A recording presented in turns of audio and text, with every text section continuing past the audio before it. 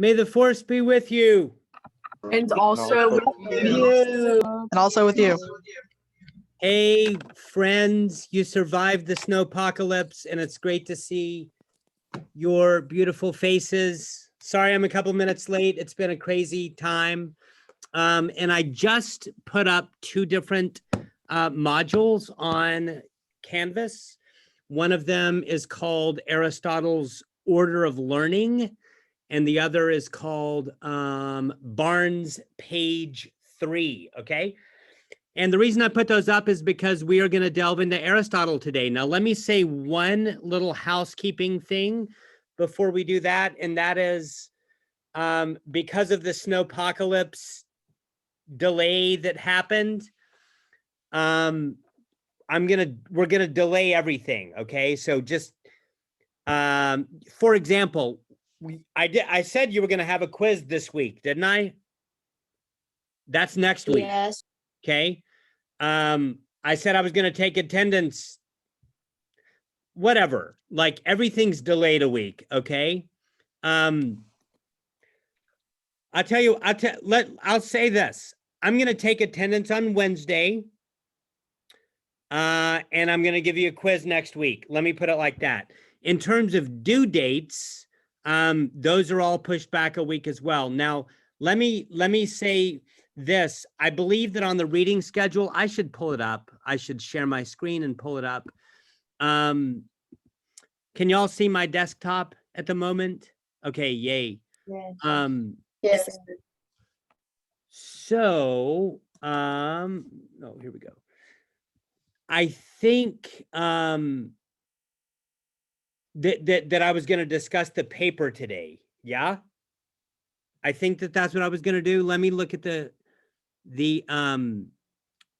reading schedule, our trusty reading schedule. Today is February 22nd. Oh, I was going to do that last time. Okay. Oh, but it's okay because everything's moved back a week. Everything's moved back a week. Okay.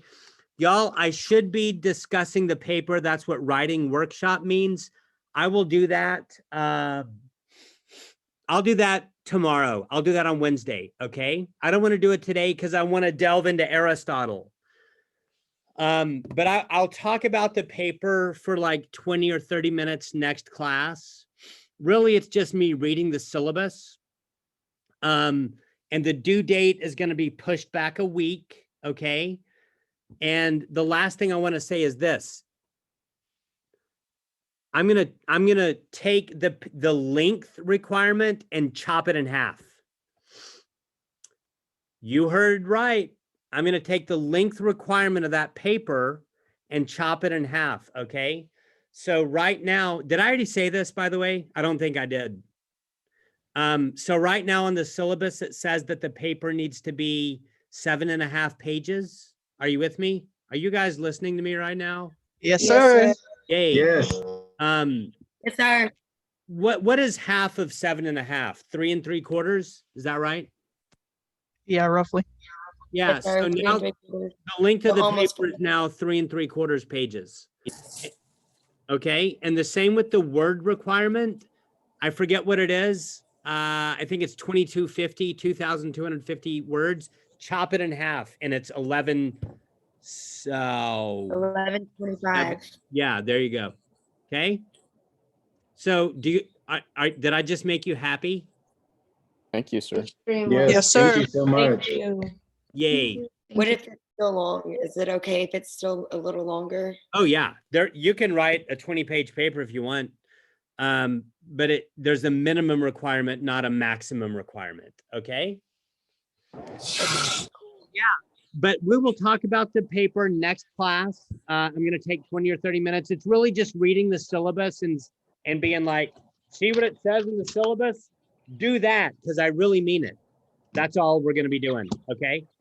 But y'all, what I want to do today is delve into Aristotle. And,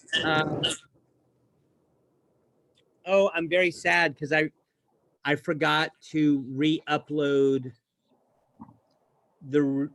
my lecture notebook. Oh well, I'll do that immediately after class. I will re-upload my lecture notebook. for now, I will just show it to you. Okay.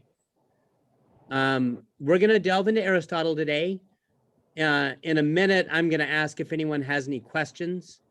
But here's what we're going to do today. And I'm sorry. What? Oh, I didn't save it as a PDF either. Sorry.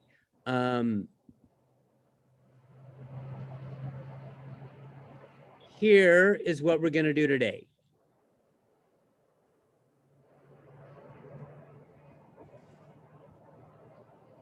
This right here. Okay. Can y'all see that? Yes. We're going to talk about Aristotle's literary output and how it's different from Plato. That's totally review because I've talked about that a lot already. Secondly, we're going to read page 3 of Barnes, the Barnes book. I did upload that on a PDF in case someone can't find their book. Thirdly, we're going to talk about Aristotle's Order of Learning, which is also a PDF that I just put up. And then y'all, have we talked about Aristotle's metaphysical continuum? I'm very embarrassed right now. Oh, No. we haven't. Okay, so if we have time, we will talk about that as well. Okay. I need to write something down real quick.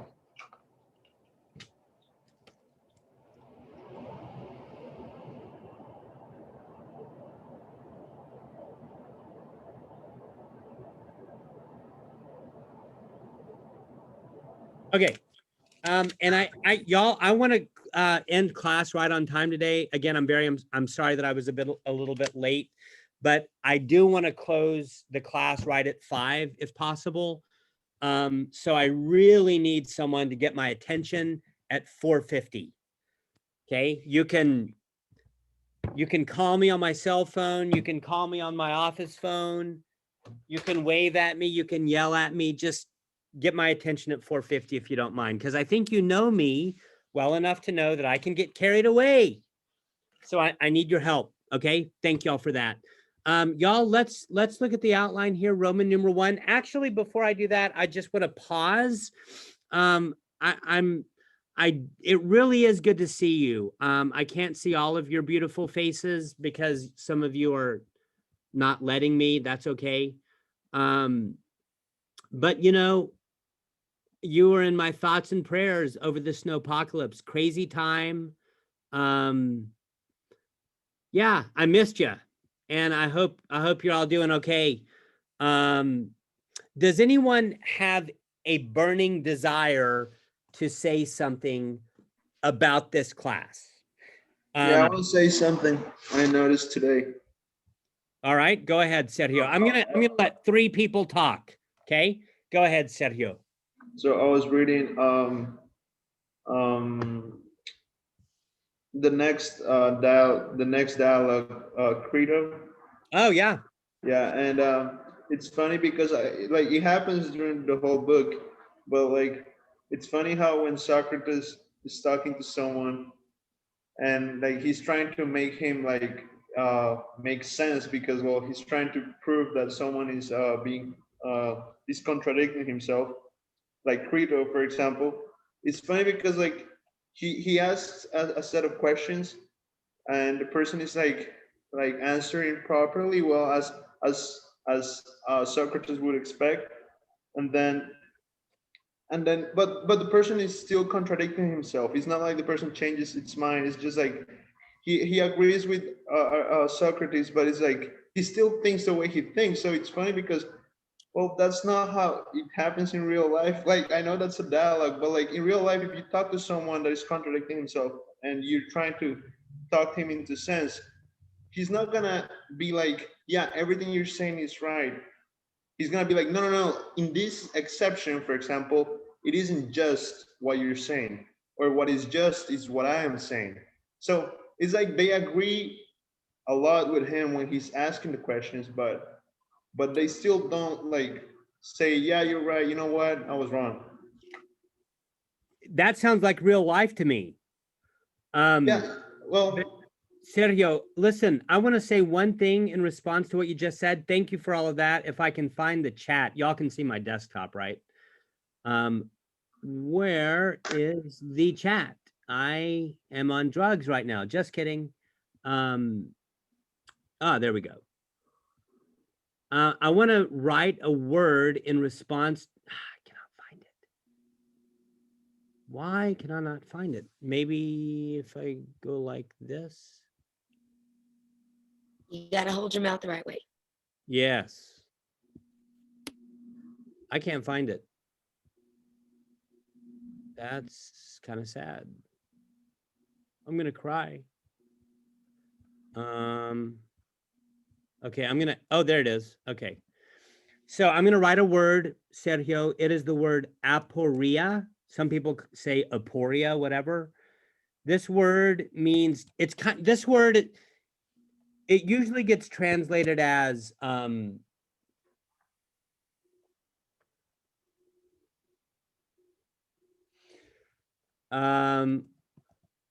don't know how it gets translated, but it's a dead end. A dead end of contradiction. So what happens when Socrates, I misspelled that, contradiction. What happens when Socrates is involved in these dialogues with his interlocutor? Do y'all know that word, interlocutor? Yeah. Did we talk about that word? Interlocutor means conversation partner, right? Interlocutor. What happens when Socrates is talking with his interlocutor is that he asks him questions, one question after another, and it's as if he backs them up against the wall, or he backs them up into a corner in which they are caught in a contradiction. They've contradicted themselves.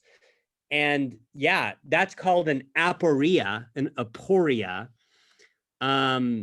So what does the word porous mean? Who can tell me what the word porous means? Both of my teenage daughters would know what that word porous means. Cheese. Porous means opening, right? Like a pore in your skin is an opening, but that A in aporia is a negation. It's called a privative, an alpha privative. It's a negation. So it means not opened. In other words, closing. And what happens in these dialogues is that Socrates backs his interlocutor up against the wall, and they're caught in a contradiction. And that shows the reader that the interlocutor is full of shit. Right, but like it doesn't feel to me like the interlocutor realizes. Like we realize because like what we're reading, maybe because we know how Socrates thinks better than the other person, although I mean I don't think so because they're friends apparently. Sergio, I think it's true to real life. I think sometimes they do admit that they contradict themselves, and sometimes they don't, which is kind of like real life. But thank you for all of that. Two other people. Anyone want to say anything about this class? Anything you've learned? Anything that maybe you hate about the class? I'll let two other people talk if you want to.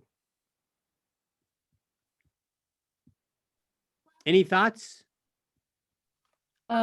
I guess I'll talk, I guess. I actually kind of enjoyed the class. I kind of had my doubts at first. I was like, philosophy might not really be my thing, you know, but once I like got into it and you like kind of made me think about how to like identify things, I guess, like it kind of was interesting, and I kind of looked forward to coming to class, which was good. Oh, you made my heart. Yeah, I took ethics my first semester, or actually I didn't, but I was going to, and I like read it and I was like, doesn't sound interesting, but this is pretty interesting. Thank you, Sarah. Anyone else have any thoughts? I'd like to say something. Yeah, is that Adam? Yes. Excellent. So my experience throughout this whole class really opened up my eyes as far as, you know, the different types of religions and you could believe in, and because just gives you a whole different perspective as far as like the world and, you know, whatever else that could affect, you know, a human being. Because it's like with being and non-being, and then all of Socrates and Heraclitus. Yeah.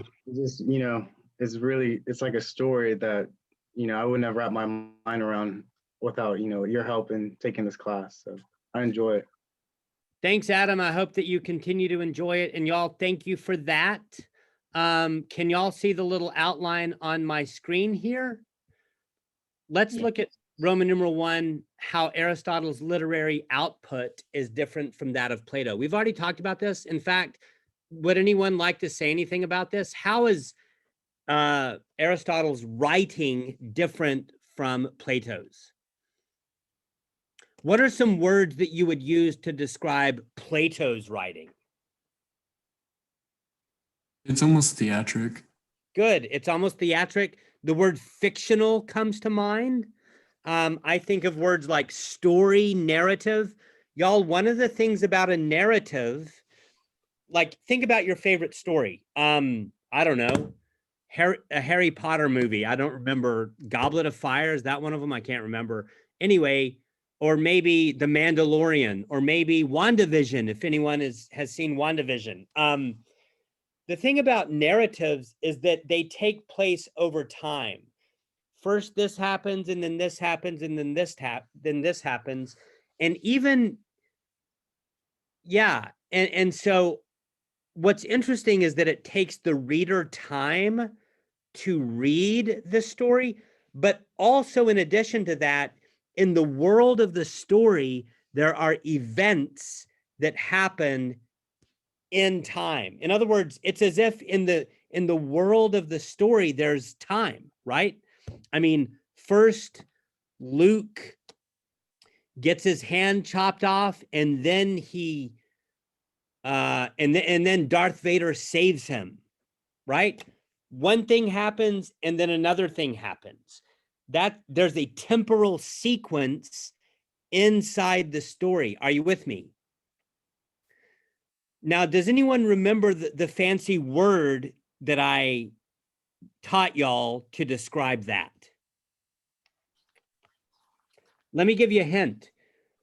Any nursing students, what do you call the part of your body through which you inhale and exhale? That's called your what? Diaphragm. Diaphragm. And what's the prefix? Dialectic. Good guess. Not dialectic. There's another term that I'm looking for. The dialogue. Nope. Dual. I'll give you another hint. What am I pointing to? Your watch, maybe? Or your wrist? What's a weird way to say watch? Chronometer. Ever heard that word? Chronometer. I'm looking for the word diachronic.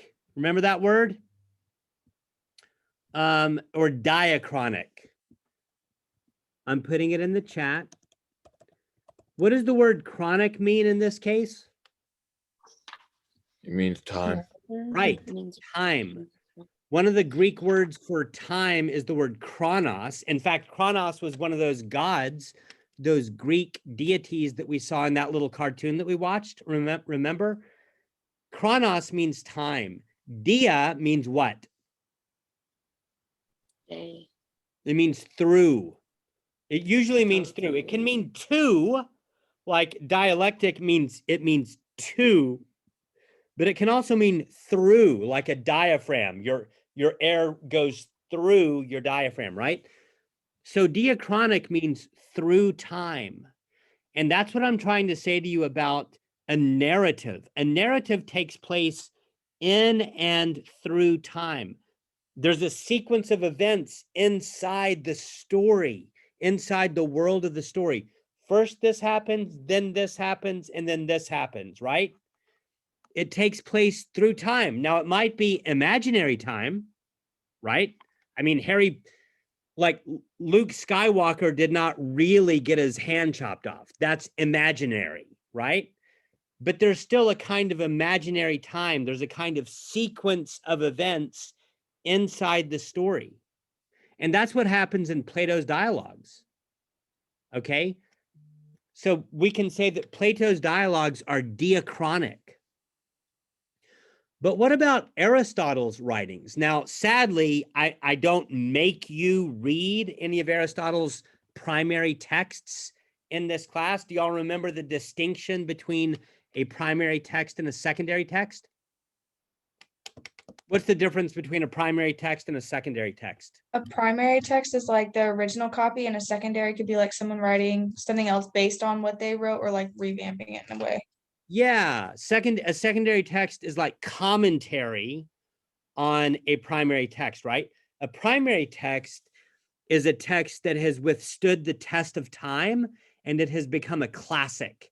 So is the book of Genesis a primary text or a secondary text? Can someone raise your hand and tell me? Someone other than Sierra. You're awesome, Sierra. Caitlin, do you know, is the book of Genesis a primary text or a secondary text? I would say primary. That's right.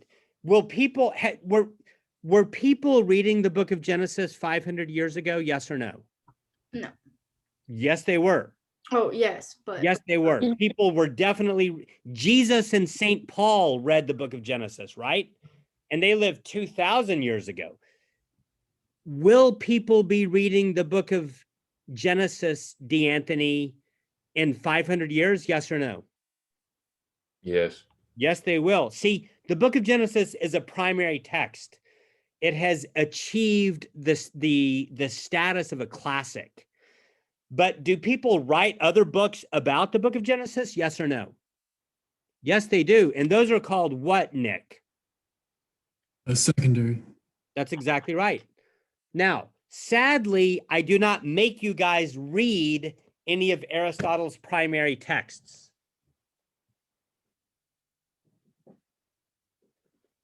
For example, this one, right? The Metaphysics.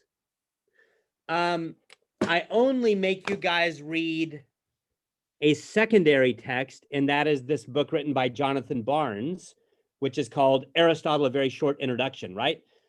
So it's a little bit unfair that I'm asking you this, but Aristotle's work is not a story. It's not like Plato. He has a different writing style. Does anyone know any words that might be used to describe Aristotle's writing style? I was gonna say, in chapter 9, I don't know if it's the same as his writing style, but they called his thought process aphoretic. I don't know how to say the word. Do you have a On page page number 15. for that? Yeah, it's on page 59, chapter 9, just the first page. Awesome. Is that in the top paragraph? Kind of like it's in the second paragraph. Oh, aphoretic. That's the same word that I used earlier. Oh, all right, Yeah. then, yeah. Remember aporia? Yeah. Jagger, do you remember what the word aporia means? The dead end of a contradiction. I think that's what exactly you said. Right. And that's what he's saying about Aristotle. So very, very interestingly, I didn't put that connection together. Plato backs his interlocutors up against the wall and forces them into a dead end of contradiction, aka an aporia, right? What Barnes is saying, rightly, is that Aristotle does the same thing, but Aristotle doesn't have interlocutors. It's as if he's playing devil's advocate. Like it's as if he's arguing with himself. Does that make sense? Have you ever argued with yourself?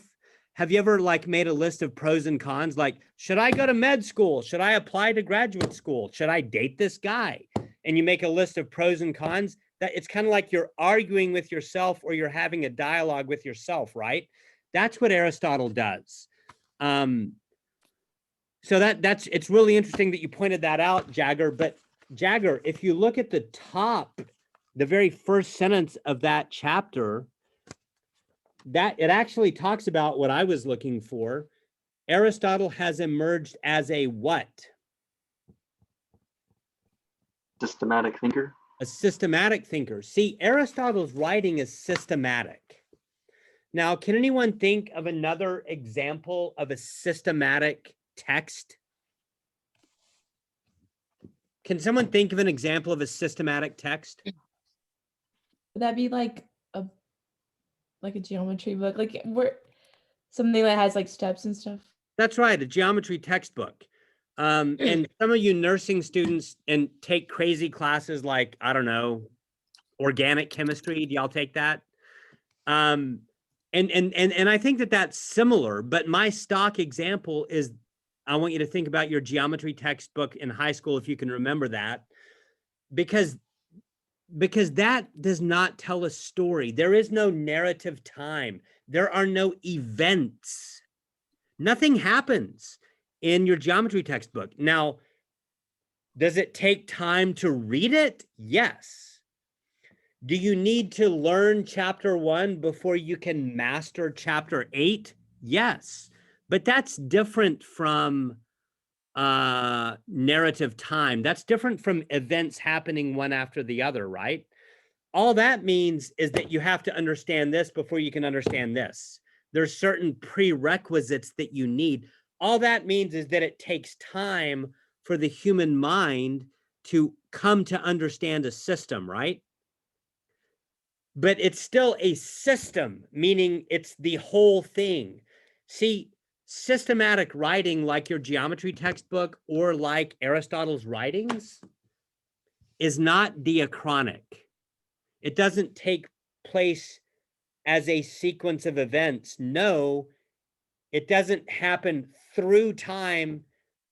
It's not diachronic. Instead, the fancy word that I want to give you is the word synchronic. If I can find my chat, the word synchronic.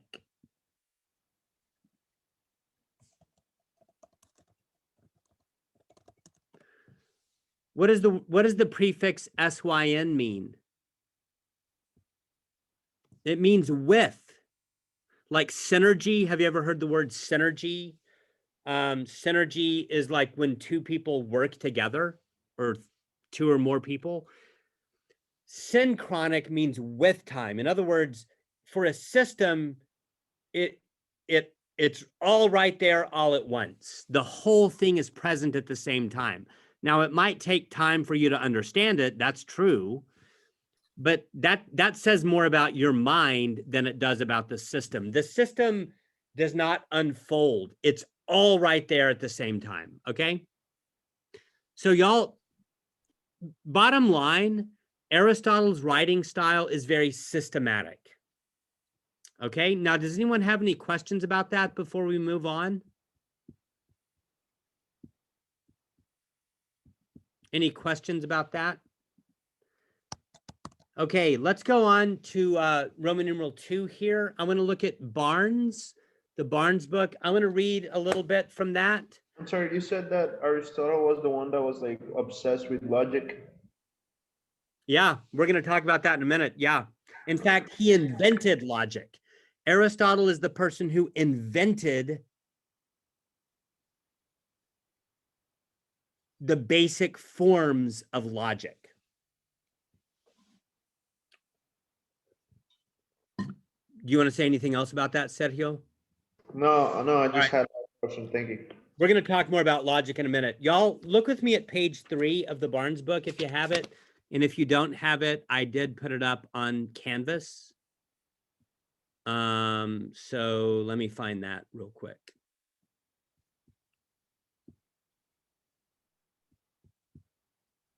Yeah.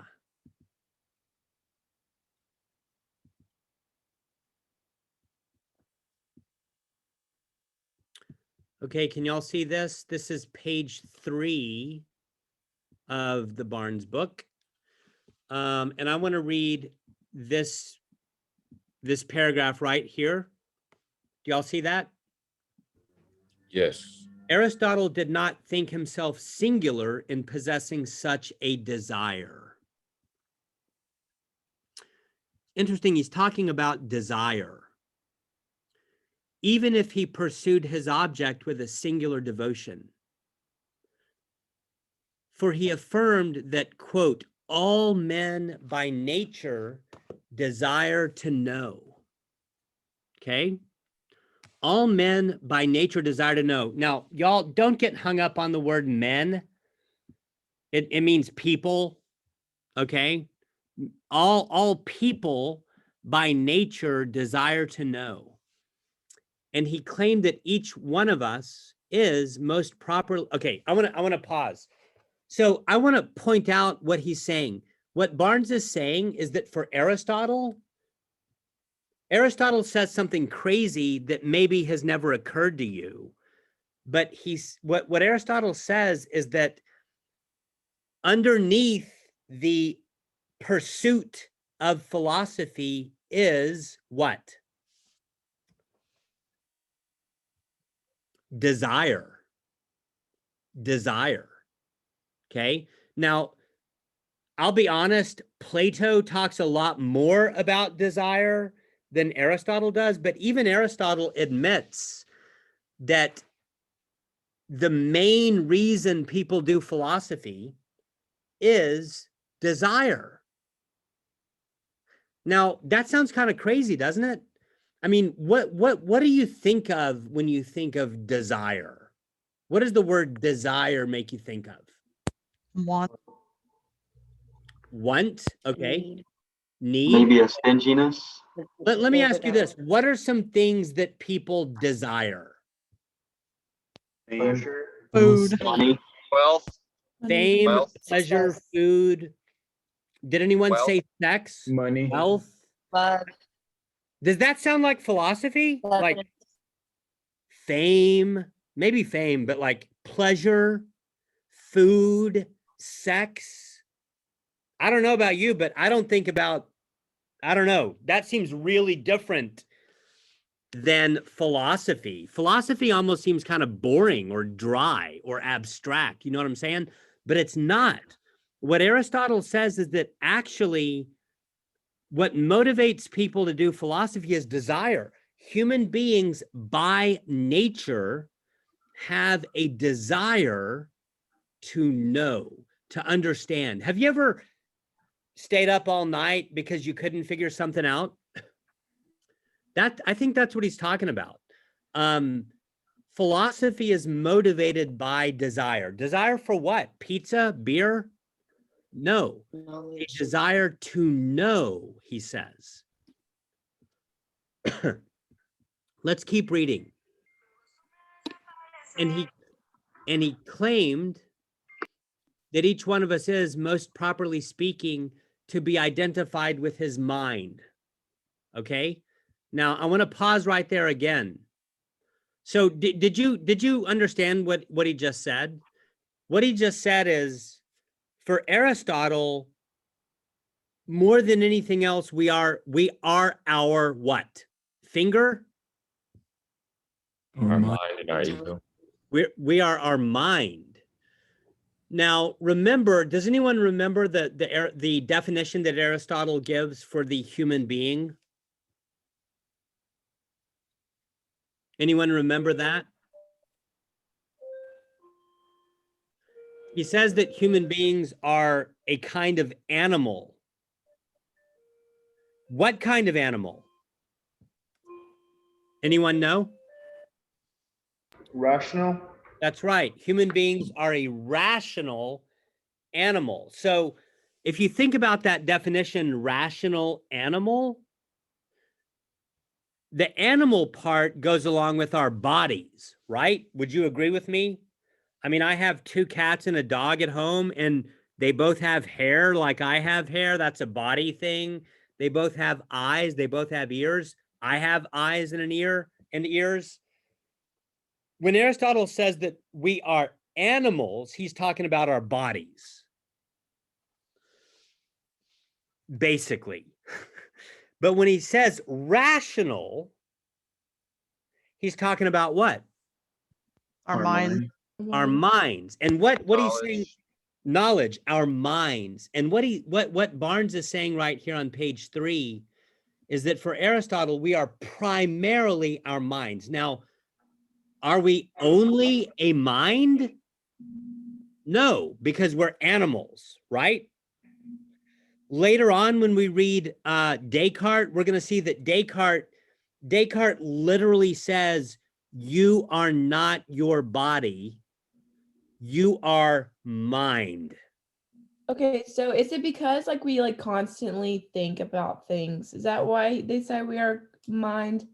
Because we constantly like Sarah, I want you to hold that question. Don't forget it. Hold on to it. Don't lose it. But we'll come back to that. I don't want to right now, I don't want to ask, why does he say that? I just want you to think about this, okay? Later on, Descartes is going to say that you are your mind. Descartes says you are not your body. Have you ever heard that statement, sticks and stones will break my bones, but words will never hurt me?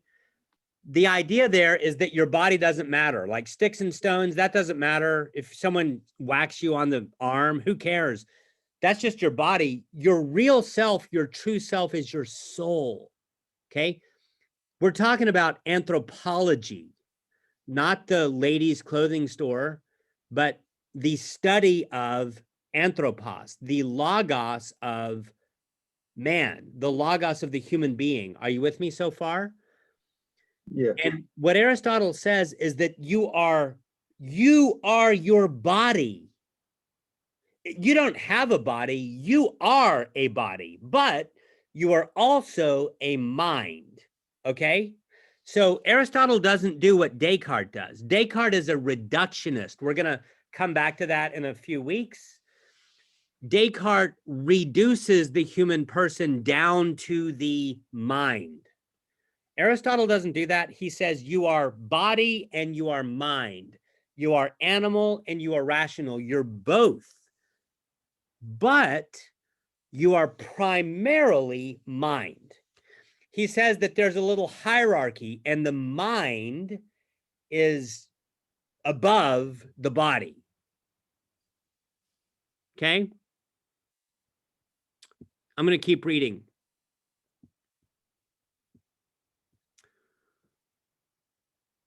Each one of us, most properly speaking, is to be identified with his or her mind, so that life, a fully human life, is the activity of the mind.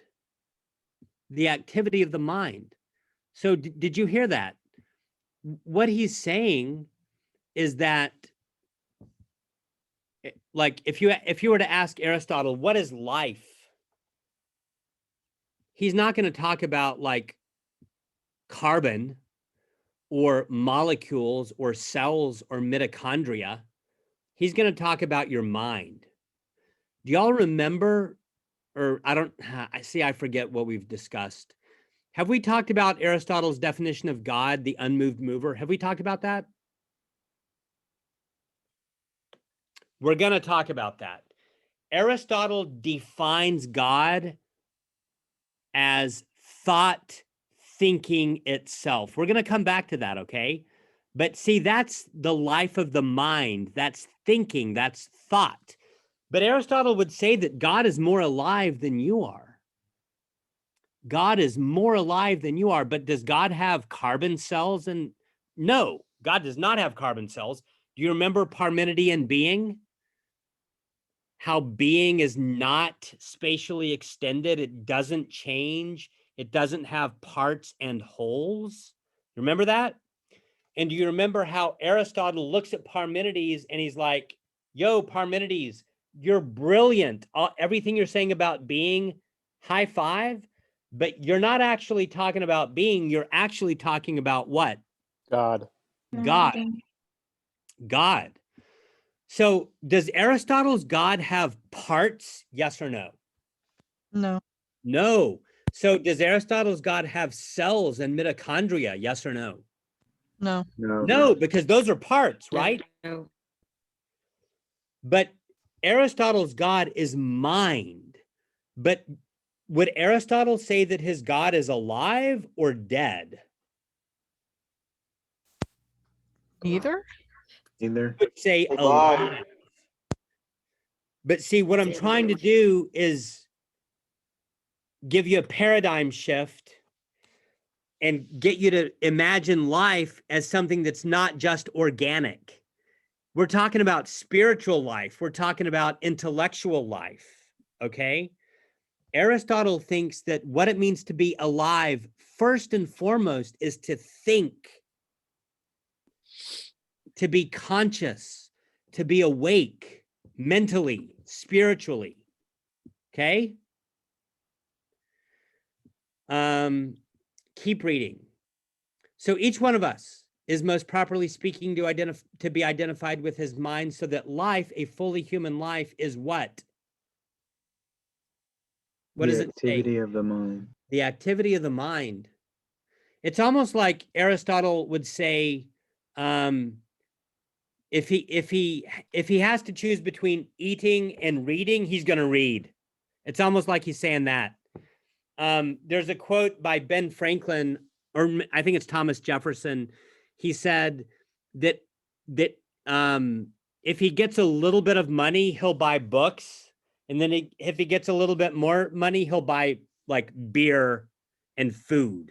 Okay, but like, so I guess what I'm saying is this: Aristotle's taking Maslow's hierarchy of needs. Y'all probably all know about that, and he's flipping it on its head. He's saying that thinking is actually more important than breathing. Life is the activity of the mind. In an early work, the Protrepticus, or Exhortation to Philosophy, Aristotle announced that the acquisition of wisdom is pleasant. See, I asked you a minute ago, have you ever stayed up at night trying to figure something out? Well, what happens when you finally figure it out? You're like, oh, right? That's called an epiphany. What is an epiphany? An epiphany is whenever you figure something out, or you solve a problem, or something clicks. And what Aristotle is saying is that that is pleasurable. It's deeply pleasurable. And, you know, modern brain scientists can talk about things like endorphins and dopamine and all that kind of stuff. Yes, all of that is true. But Aristotle didn't know about that stuff, but he did know that this was deeply, deeply pleasurable. Okay. All men feel at home in philosophy and wish to spend time on it, leaving all other things aside. Now, do you believe that? Do you agree with him there? I mean, I don't know. Do you realize that Marco Rubio, do you know who that is? He ran for president like in 2016, lost the Republican primary to Trump. In one of the debates, Marco Rubio said, "We need more welders and fewer philosophers." He like literally said that in a debate because, you know, conservative Republicans think that the liberal arts is stupid. So Rubio's saying we need more welders and fewer philosophers. I mean, I think a lot of people think that and think like that, kind of like philosophy's bullshit. It's just like abstract stuff. Aristotle's saying, no, actually, part of what it means to be a human is to have this desire to figure stuff out, to figure out what is the purpose of human life. Is it better to go on living or commit suicide? Is there a God? Is love real? Is beauty real? Is there a purpose to life? These are the big questions, right? What Aristotle's saying is that all human beings desire to ask those questions. Right, because what I want to say is that even if this person you mentioned wants to, like say that philosophers are necessary, well, he's just trying to like explain life just like a philosopher. He's trying to understand. He's trying to like create a solution for life to become better, just like all philosophers are trying to do, or like everyone actually. So, Sergio, thank you for that. I want to piggyback on what you just said, but first I want to read another sentence because I got to close the class, right? It's my 10-minute warning. I'm going to read one more sentence here. The word philosophy designates etymologically what? Love of wisdom. Love of wisdom, right? Philosophia. Philo, love, Sophia, wisdom. That'll be on a quiz at some point. Philosophia.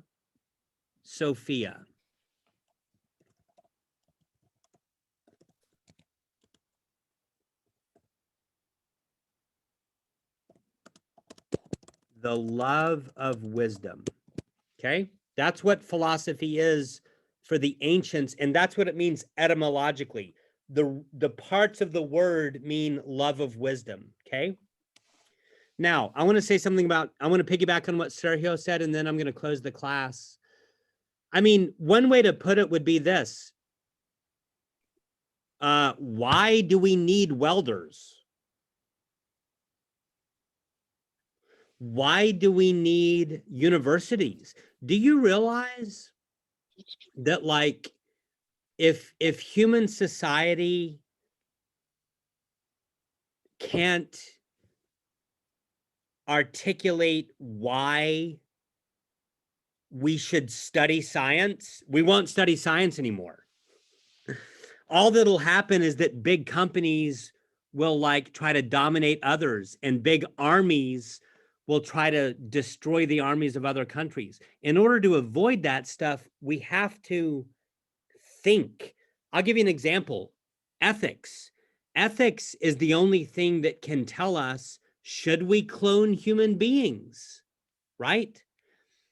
Without philosophy, without thinking, human society literally falls apart. Why should we spend billions of dollars to explore outer space? The answer to that question depends on some kind of philosophy. It depends on some answer to the question, what are we doing here? Why do we exist? And what is the purpose of life? Okay. Big questions, y'all. I just wanted to read a little bit of the Barnes book as a way to introduce Aristotle. What we're going to do next class is we will continue with this outline, the lecture notebook. I'm going to put this on Canvas, but we're going to talk about Aristotle's order of learning, and we're going to talk about Aristotle's metaphysical spectrum, okay? Hope you guys are good. I'm going to take 20 minutes at the beginning of next class and talk about the syllabus. Any thoughts, questions, words of wisdom before we call it a day? Thank you for the extensions. Oh, yeah. Well, it's been a horrible week and a crappy semester, COVID, blah, blah, blah. May the force be with you. And also with you. With you. I'll see you guys on Wednesday. Take care. Thank you.